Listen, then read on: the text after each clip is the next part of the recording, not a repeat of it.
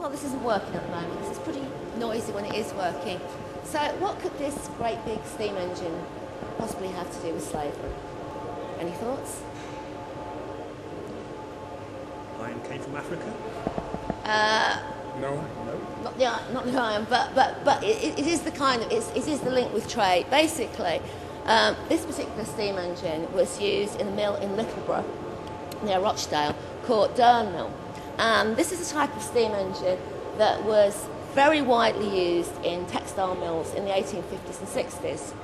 So at the time when this mill and this steam engine was in operation, a lot of Lancashire's cotton came from the American South and was obviously grown on plantations by black slaves.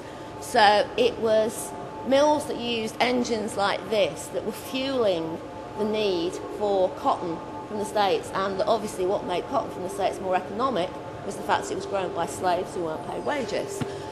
So that's the kind of story that we're trying to bring out in here, is that obviously what we interpret about this is an engine that was made in Manchester. It fits in with the cycle of how steam engines were improved and made more efficient so that cotton mills were more productive. But another important point in the whole productivity and economics of the cotton industry was the sourcing of the cotton and how that cotton was grown. So, as I say, that's the story of this particular engine.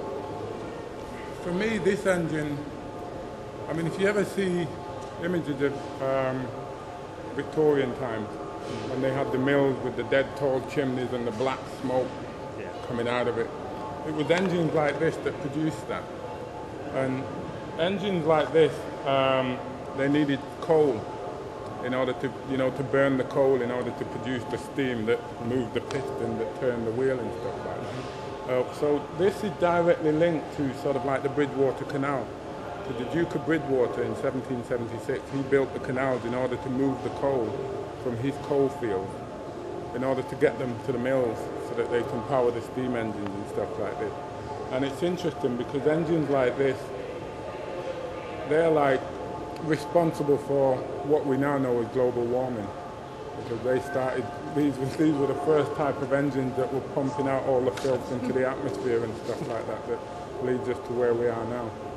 So this is why this is important. See it? Yeah? Thanks. Which is another great link, because it shows how things that have a very local story do have a much wider kind of global significance.